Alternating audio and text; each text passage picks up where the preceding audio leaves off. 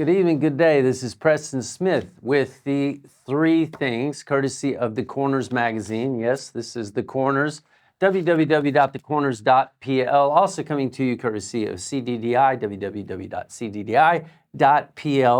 www.cddi.pl, which basically represents, in a way, me, your detective, I hope, or your risk intelligence investigator in Central Europe. And we are coming from MRP Studios on the Praga side of Warsaw, actually on the eve of the Polish elections. Everyone's out there voting. I'm not going to tell you how it's going because, to tell you the truth, I don't know.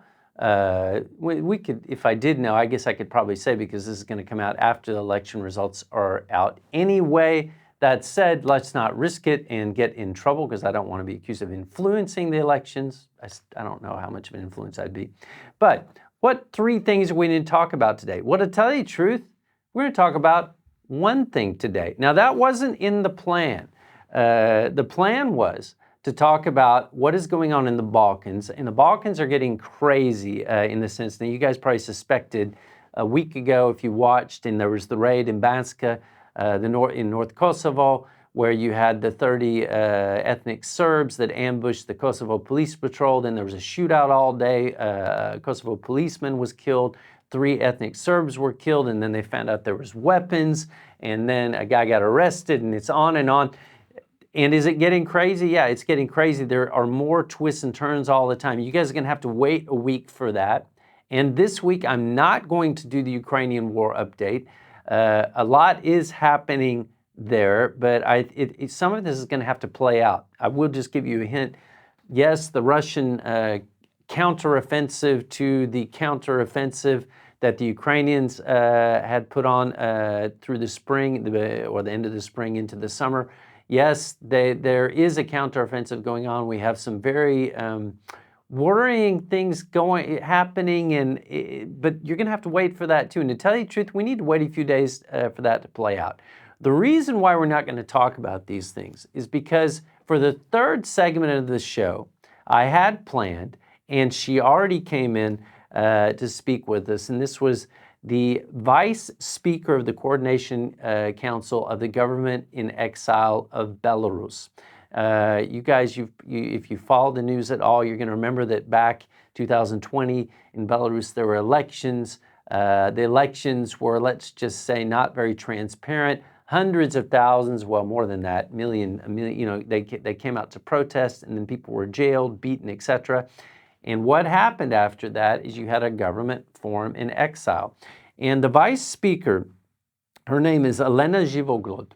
I had her in here, and we started talking, and to tell you the truth, it was a fascinating interview. And so I'm going to play that whole interview for you guys to see. I'm not going to go through the first 2 things. So this is a little bit of it. This is just the one thing show. The only thing I'm going to do before we get into that is I did get a couple of letters in, and I thought I would address them very, very quickly. One letter is from AP in New York, well, actually New York and Poland.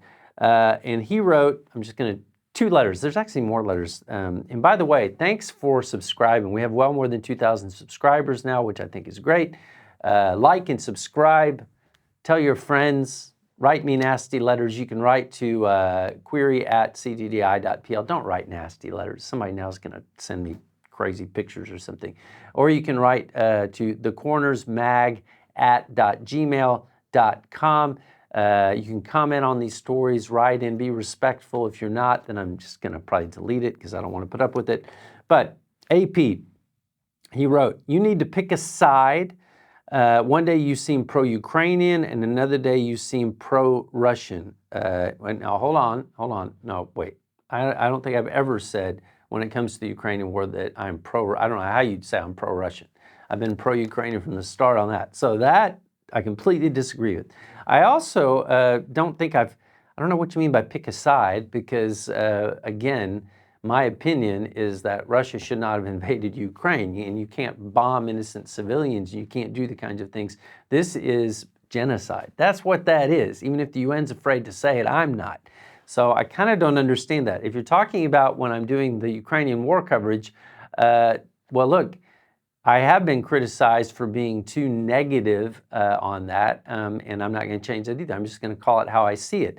I'm going to stick with what I do think is that it's very difficult to have a counteroffensive or win a war if you do not have air support, if you don't have 3-to-1 troops advantage, all those things that are just gospel when it comes to military strategy. Not that I'm military, I'm just saying this is what I think, and nothing has changed my mind on that. It looks like the lines are solidifying, although there is a new Russian offensive or counteroffensive to the Ukrainian counteroffensive, but I don't see them making a lot of progress there. So I think we're into a very difficult winter, and that I don't think I've really changed my message on that. So AP, probably a good guy, but I have no idea what you're talking about.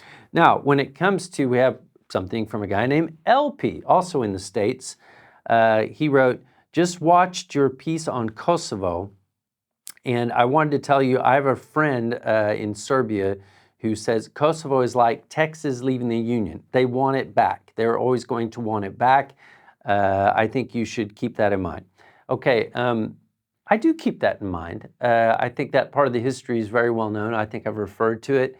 I will say that the Serbs that I know, and I'll admit this, maybe it's just because the people I know externalists, consultants, that kind of thing, they tend to be, regardless of their politics, they tend to be, look, we want Serbia to eventually join the EU. We want to grow our family, we want peace, we want to have good schools, the kinds of things that people want. Now, I've got a couple of friends that I would say, they would be, pro-Vucic, kind of pro-Russian. They're going to say Kosovo is ours, that's it, and the war in Kosovo, they're very critical of the U.S. when it comes to that. To tell you the truth, I'm critical of the U.S. when it comes to that, too. I've talked about, I didn't think Madeleine Albright, I didn't like any of that decision-making process. I still to this day don't know what it was. Not that I condone what happened to during the war to the ethnic Albanians in Kosovo that had to flee, etc. That's not what I'm saying. I'm just saying that I'm very critical of Madeleine Albright and how that war got started, and the results have not been pretty. Now, what I do think, though, another thing that I think is LP is American, and he's writing to me, and I'm American, and I'm not sitting in Serbia. Look, if you're in Serbia and you disagree with me or you agree with me or whatever, write in. Tell me what you think. But don't get mad at me and write nasty things. That's not the point. But I am curious as to what you think. But now, that's enough of this super long intro, because we do have an interview that I think is worth hearing. Partly because we have the war in Ukraine. We have this just nasty situation, horrible situation in Gaza, in Israel. We have so many things that are making everyone forget that what happened in Belarus even happened at all. And I think maybe it deserves to be heard. So with that, let's not waste another second of time. Let's get on to the one thing in today's show, which is an interview with the Vice Speaker for the Coordination Council of the Government in Exile of Belarus. This is Elena Zhivoglod. Okay, now we're going to get into the third part of our segment. As I said, I was really looking forward to this from the start. It seems like it's taken forever, probably for you guys too, if you're viewing. But I'd like to introduce you to Miss Vice Speaker, and pardon me if I mispronounce your name, Elena Zhivoglod. And you're the Vice Speaker of the Coordination Council for the Government in Exile of Belarus. Is that the best way to put it? Yeah. Okay. Yeah. And before I'm going to get her talking and allow her to say a lot, but I've got a few questions for you just to start. Because obviously, if the government in exile exists because you had elections in 2020 that we can say went sideways in the sense that they weren't properly counted. That's definitely your view.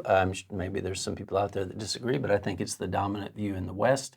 And since that time, you have been working to remind people that the people of Belarus still should have an elected government that's fairly elected.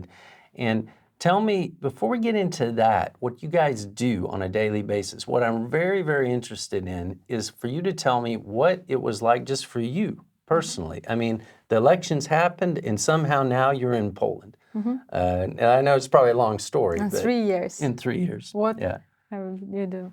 Okay, so 2020 August and the whole summer and the whole life, I've been living in Belarus, in Minsk, and then we had president elections, and I organized with my team, with volunteers, organized the movement, Honest People movement. The only aim was to bring the transparency, to show the real results of president elections. We organized huge movement of Belarusian people who became the independent observers over president elections and the members of the commissions, electoral commissions. And then you know that we've prepared with the platform Voice, Голос, we've prepared the report of frauds and falsifications, and all the world saw that Lukashenko is not a legitimate president. And then you saw the protest on the streets and a lot of victims of the violence of the Lukashenko's regime. And according to this report, Lukashenko was recognized or de-recognized as a president, and Svetlana Tikhanovskaya is president-elect. And I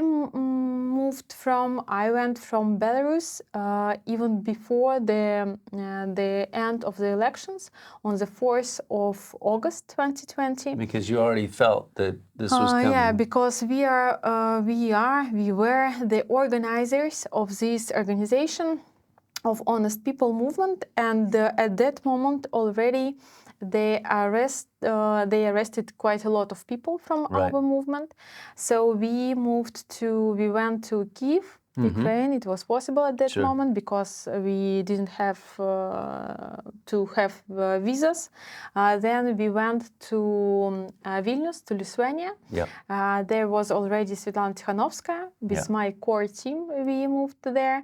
And then in November 2020, me and my team, Honest People organization, we moved to Warsaw, to Poland. Okay, well, tell me this though. Were you surprised, or it's kind of surprising to me that during the lead up to the elections, when you were organizing this, I mean, just the idea of putting observers in the polls, are you surprised that you were not arrested before you even had the elections, or what was the feeling at the time? Because obviously you knew trouble was coming. Okay, now I can say that we were quite naive, maybe quite romantic, because we were ready for this violence, but not on such a scale, you know, on such size.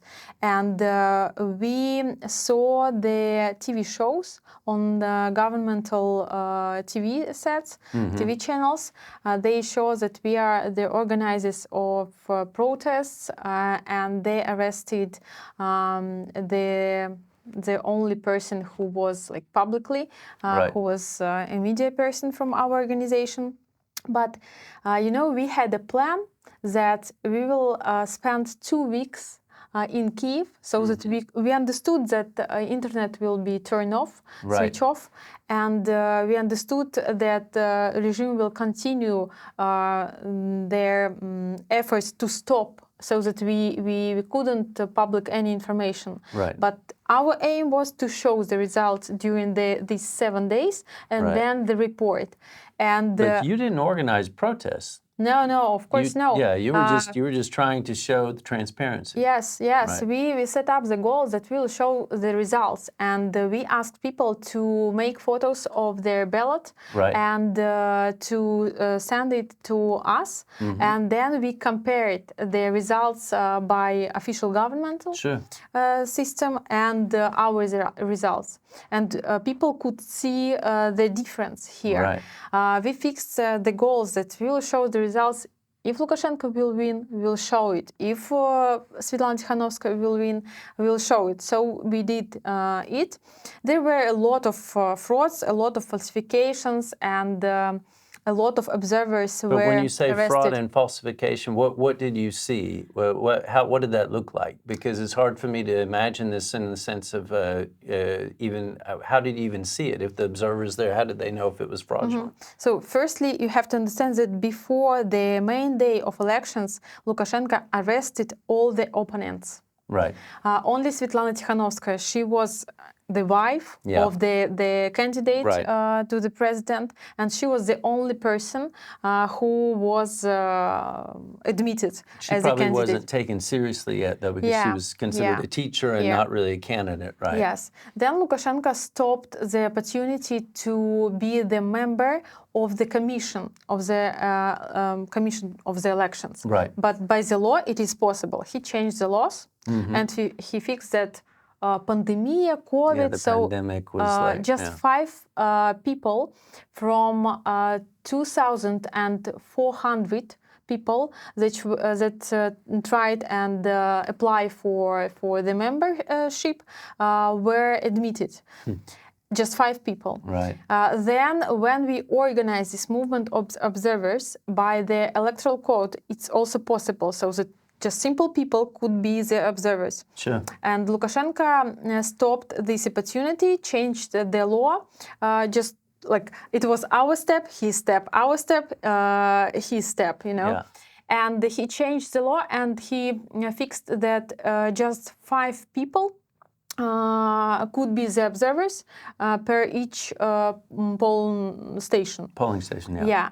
And what we did at that moment, we organized our people, observers, and we couldn't enter. Of course, these 5 people were from governmental system. Right. And we organized our people so that they were outside, they were looking at the results through the window. There are a lot of photos, you know, how we tried to make it. Then we organized I would say, the biggest flash mob with white bands, so that it was easier to count people, even if you are not if you were... Because you could tell who had bands. Yeah. It means that you are pro-democratic and you are against Lukashenko. So it was our way to count. So do you think that he really had a sense, or the government or the Belarusian KGB had a sense of how effective you guys were going to be at this, or did they think it was just kind of I think they didn't expect that there will be so many people. Right. That there will be so great solidarity, that so many people will be on the streets after the elections. I think that shocked the West as well. Now, but then, you guys had a plan to go to Kiev because you knew the internet would be shut off. Our core team, we had logic that we have to move because our aim was to public these results, and but then there's also the risk, though, because I'm assuming you guys have families, you have relatives. Was there pressure put on you already from that side, or? At that moment, so I took backpack for 2 weeks because I was ready to come back. There were 2 options, you know. Right. If Lukashenko will lose, we believed that we have the opportunity to get this victory. Right. And that night, it looked like, yes, it's going to be. So when you see millions of people, you feel like, next day we will win. Because Lukashenko sees the same picture. And we had a plan that we rent this house in Kiev for 2 weeks and backpack with 2 pairs of socks. It was the reality, because we thought that 2 options, whether we will win, we will have the opportunity to come back, or we will not. Okay, it is not the victory, but we can come back. But you would still be allowed back. Yeah. Right. But after 2 days, when we left Belarus, there were TV shows. They put everything like we were the organizers of the protest movement, and that we are ready to be with weapon and so on. Right. So at that moment, we didn't really understand that there is no way for us to come back. Right. Because it was something new. Nobody understood that.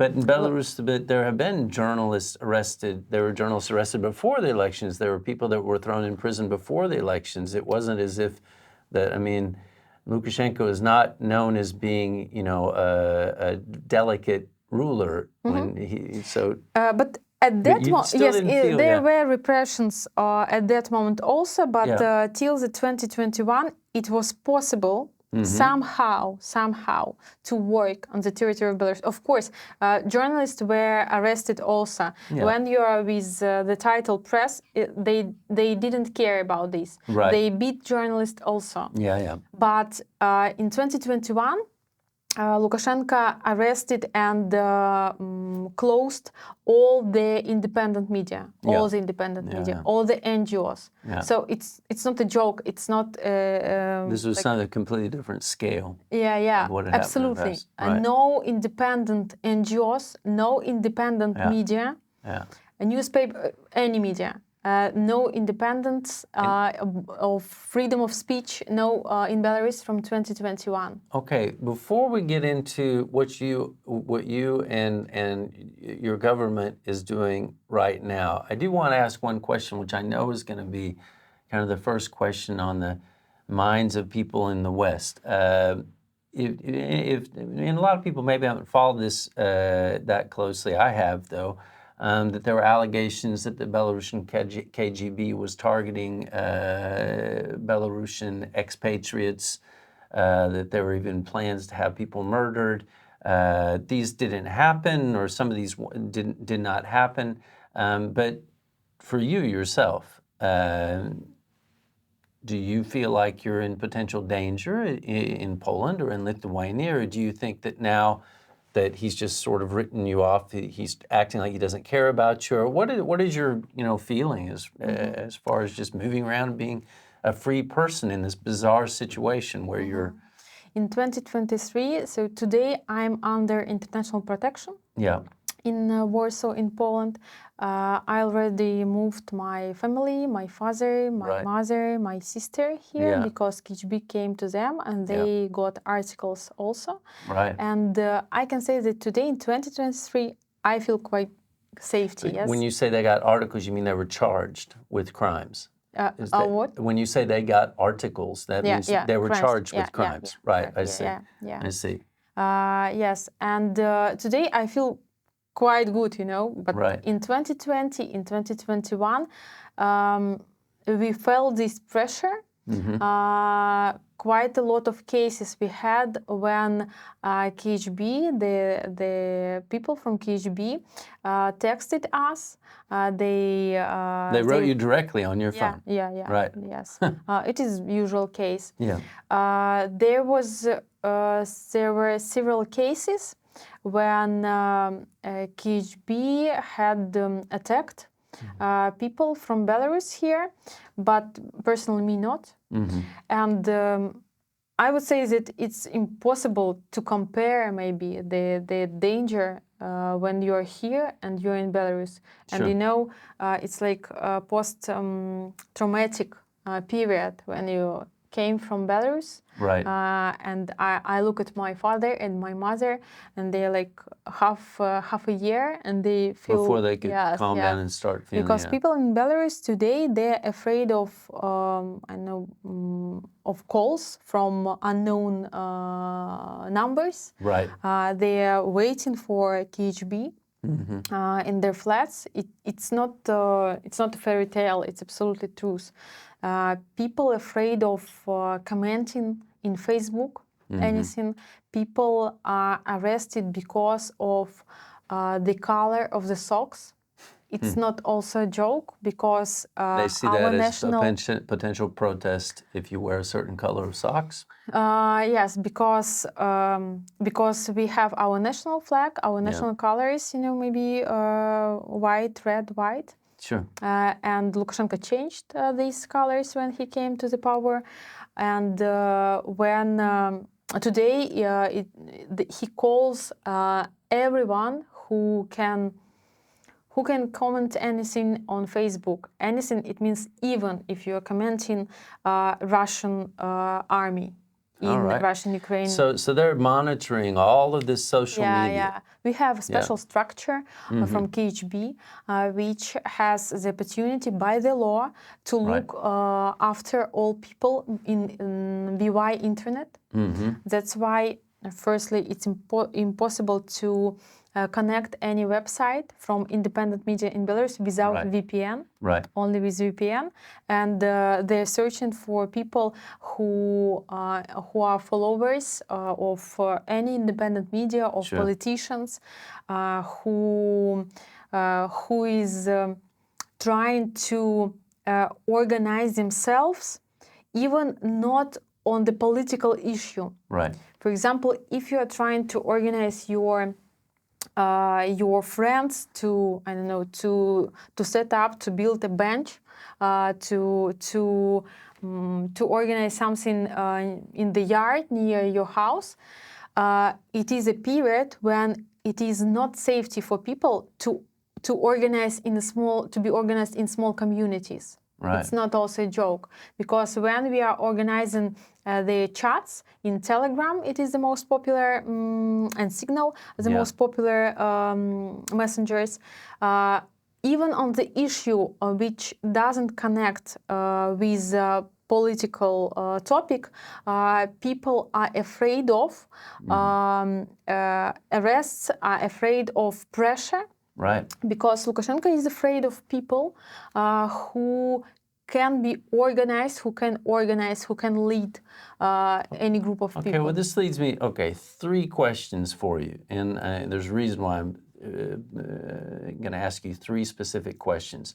The first question is, honestly, how long can this go on? Now, I say that bearing in mind that, for example, growing up in the U.S., we heard that Castro for sure was going to die like every year for 20, 30 years, and Castro lived forever, and he controlled Cuba forever. So somebody banking on the health of a dictator that never is, I don't even like talking like that because I don't wish ill health on anyone.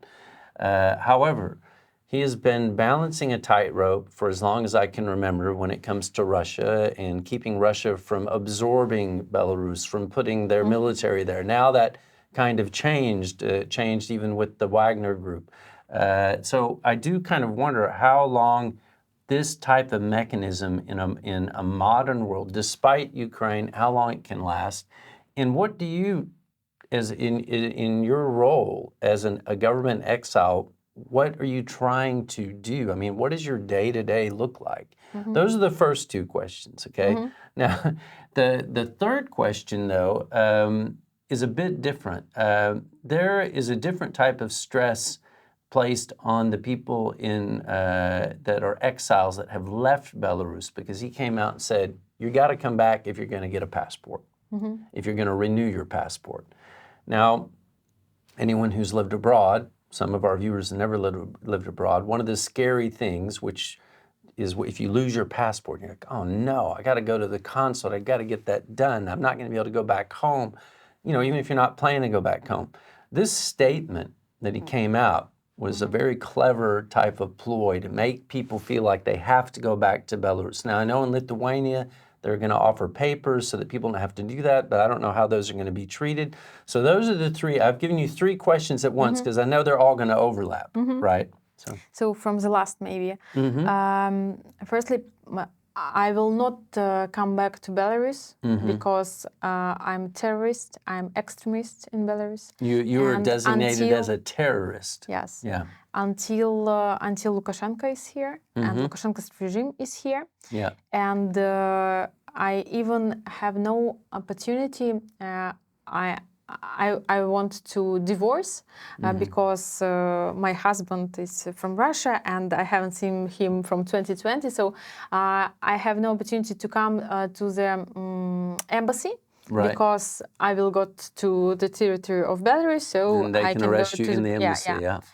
So it's even an issue for me to change the. So it impacts your personal life, right? Yeah, and now Belarusian Democratic Forces, we call ourselves usually Democratic Forces, we are working on the project of passports for Belarusian people who has no opportunity to come back to Belarus and who wants to get this passport. It is a project that the transitional cabinet leads, Valery Kovalevsky. He's responsible for this. He's from the team of the cabinet. And I believe that this year we will have the decision for this problem. Right. And it will be, so you understand that it's not difficult to print passports, but to get legalize. Them accepted. And yeah, that's my next question. So Europe, how is this being, this being accepted by other countries in Europe? Yes, it is the process now. Right. And now we understand that it is possible and it is the question of time. Right.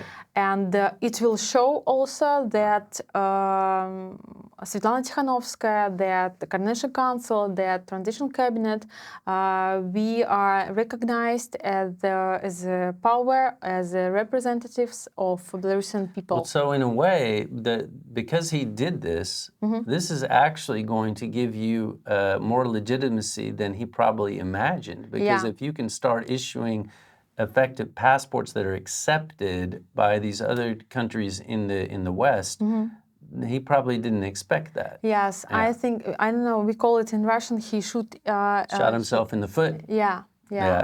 And really, I think that he didn't expect it. Unfortunately, we have several cases already when people came back to Belarus. They were arrested, yes, because when this law was printed, and of course he was waiting for people that will come back who were involved in protests, and they got to the prison. But yes, I believe that it helped us to move in this direction better than, or maybe quick, more fast, faster than it was. And Lukashenko didn't expect it. Yes, I really think so. But I will admit, though, that this, I mean, I was kind of joking about, you know, you lose your passport and you panic, but one of the first things that I moved to Europe when I was a young guy. I was in France. I was in France 3 days.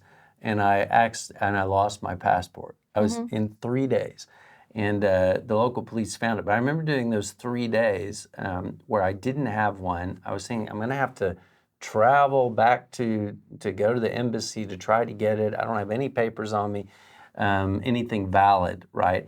And I think that if, especially for Americans that don't live in Europe, and if suddenly you don't have an ID, and you can't show people, because you have to have an ID for everything. You have to have an ID to buy a train ticket. You have to have an ID. It's a little bit different in the States where we don't show our driver's license to anybody, unless we're like buying beer, I guess, but or the police, right? So that was when I saw that, I remember that would have had to created a lot of stress for all Belarusians, whether or not you left or not during that time, right?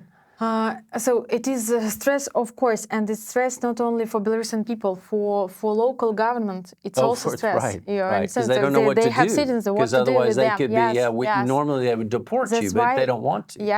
That's why we all are interested in the decision of this problem. In Poland, we have a lot of Belarusian people. In Lithuania, but all over the world, and a lot of people have the situation that they have to change passport also. Well, that's a great point, because literally, if you, for example, were stopped by the Polish police and you didn't have a passport that's up to date, then you could find yourself in a position, I mean, not just Poland, but any European state, where technically they would say you're not actually supposed to be here, we should deport you back to Belarus. I had such case. You had such a case, yeah. Even me. In the airport in Lithuania, of course, I've decided, because I'm showing that I'm working with Svetlana Tikhanovskaya and Latushka and so on, and there is a decision. But of course, but the guy at passport control, he doesn't know what to do. Yes, right? these guys, they didn't know about Belarus and the situation. Sure. And okay, you are under. I was waiting for the decision about international security protection, and it was the reason why they stopped me. So even me, I had quite a lot of stress, you know, because when you are you are not at home and you have no protection, you know. Right. You are nobody here. And nobody is trying to bring the decisions for your problem. Sure. But I believe that now Belarusian people all over the world understand that democratic forces, that pro-democratic politicians are trying to solve this problem. Sure. And we have also the chain of people's embassies, we call them. Sure.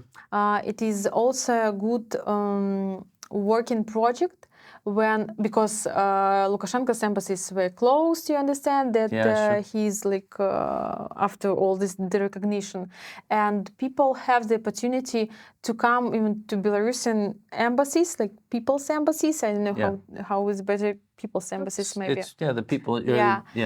So we have already these mechanisms how to decide, but you know, from 2020 till 2023, we had a lot of job because Svetlana Tikhanovskaya started, and it's not from the first day. Sure. When she's president-elect, yes, but there are a lot of problems, a lot of questions for all the countries also. Well, this brings me to the other, just because we talk all the time, but the other part of this is what besides this, what are you doing, and what kind of message are you trying to get to the people in Belarus? Because you're talking about the type of repression that I think of when I think about the old bad days, like the threat of the gulags, people coming at night, knocking on the door type of thing. So your government, this is one great example of what you're doing. But over the big picture, I mean, what is the goal? How are you just going to try to wait out Lukashenko? And again, he's got this balancing act. How long do you guys think this will go on? So I think that I not only me, that in 2022, in February, it became obvious for us that we are beating not only Lukashenko's regime, but Putin's regime also. So I do not believe that you were facing both. I don't think that we have the chance, we have the opportunity to bring the victory of democracy to Belarus until Putin is here. What you meant is not beating it, you meant you're fighting with them. Fighting, because you don't mean that you're defeating them, you're not but you're fighting with them. You're having to fight both at the same time. Yes, against dictatorship. And Belarus is the last dictatorship in Europe. And if there was no Russia, and it could be easier for us to have this bottle, to bring the victory. Support the whole time. Yes, but now we're absolutely sure. We see that Lukashenko is Putin's puppet. He is absolutely under control of Putin's regime. Sure. So we understand also that the participation of Belarus in the Russian-Ukraine war is important. And we are trying to show that. And of course, you know that from the territory of Belarus, there was a weapon to the territory of Ukraine, and we are trying to show that Belarus is not the key, or maybe the key is important in this war, because without our independence, without our sovereignty, it is impossible to bring the democracy and the stability to the region. Sure. And if to speak about Lukashenko, I understand that it is the huge problem of Russian world Yep. And even if Lukashenko will die, we understand that it is important to have the chance to get out from Putin's regime. Out from under Russia. Yes. But are you worried? Because now what we've seen, we have, well, there's a couple of things. In the US, we've had a battle in Congress. We don't know if the US is going to continue funding Ukraine to the point it was funding Ukraine. We have now these atrocities, this war that's exploded in Gaza. Do you feel like Belarus is being sort of lost in the big picture with the other things that are going on? It is not the first time, you know. From 2020, it was like a gold period. Sorry for this cynic word, but Sure. but it was a gold period for Belarusian topic because all international politicians, all the journalists, countries everybody focused on it. Yes, they saw that a lot of people on the streets. Yeah. Then it was so difficult to explain that protest movement exists, and it is underground movement because it's impossible to show you anything. It was a period like, you know, we had to show the numbers of repressions, but because each day the people got to prison, and it was too difficult to pay attention to document attract. it all. Yeah, there's so many. Then Ukraine came to the topic. It was already difficult. Then Ukraine, it is the main topic. Yeah. And I think that it took us about 2 months after February to show that that it is not the same Belarus and Belarusian people, dictatorship and Belarus, because there are people who are against this war, Russian-Ukraine war. Sure. It was not from the first day, you know. Even from Ukraine, we heard strong words that from your territory, weapon is coming, and about 2 months it took us to show this anti-war movement of Belarusian people, and to explain that our people, it's impossible to compare with Ukrainian people because they have administrative resource in Ukraine, they have the government with them. And our people in Belarus, they are under 2 occupations. They are under Putin's regime and under Lukashenko's regime. But interesting is that despite that, again and again, you would hear that what if Belarus joins the war? But Belarus doesn't join the war. I've gotten the feeling this entire time that Lukashenko is not sure. He's not sure that if he tried to join the war, what the Belarusian people would do.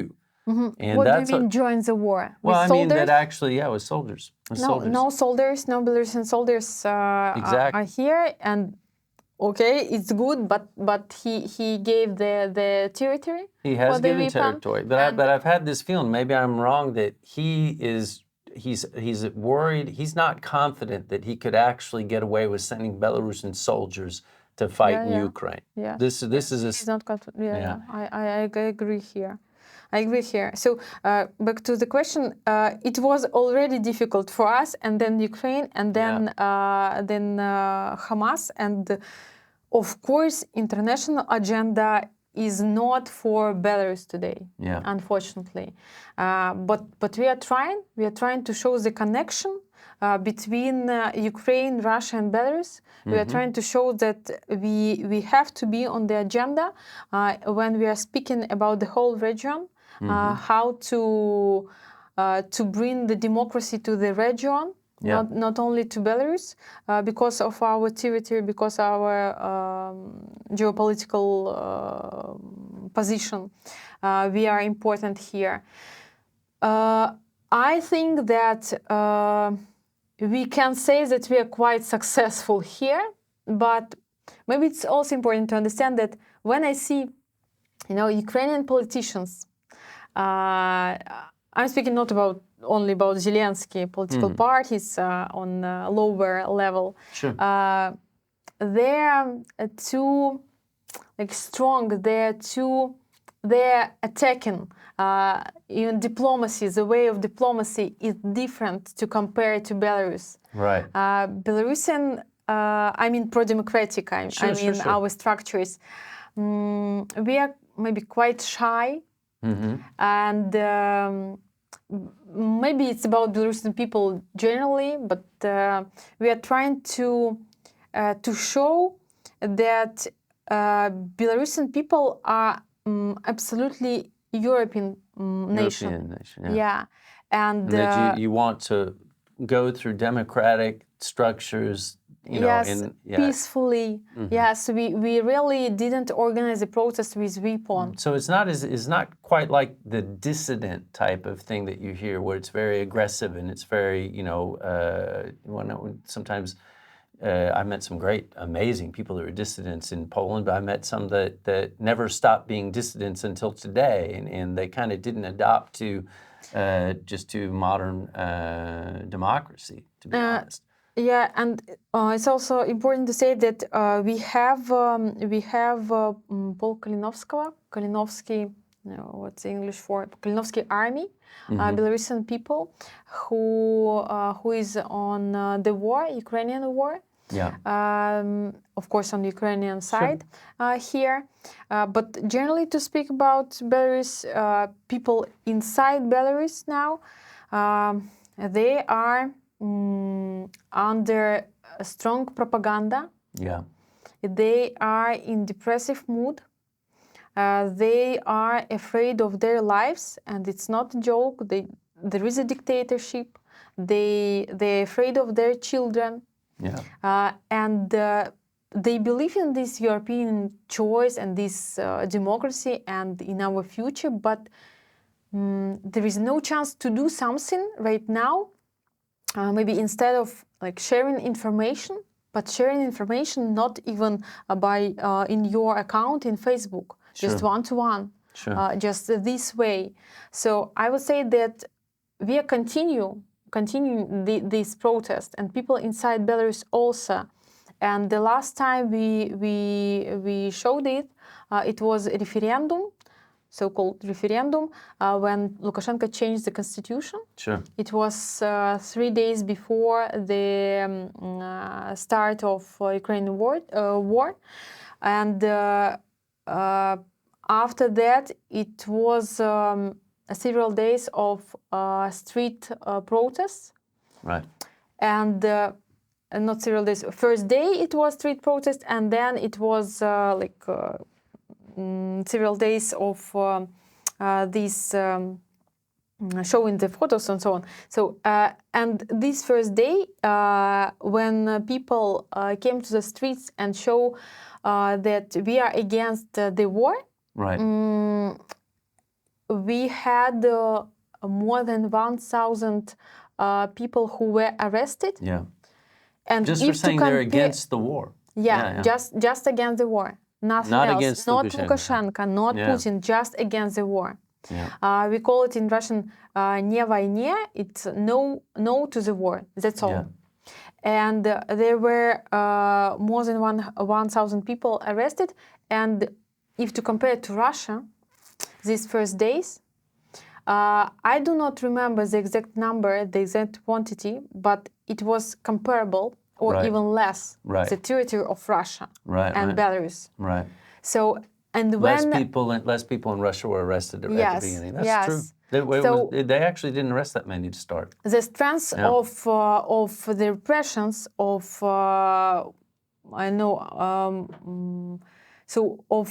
pressure on the people in any kind in Belarus and in Russia, it's difficult to compare. It's probably possibly greater in Belarus right now. Yeah, and when my friends from Ukraine say that, but why Belarusian people stopped their bottle, their demonstration?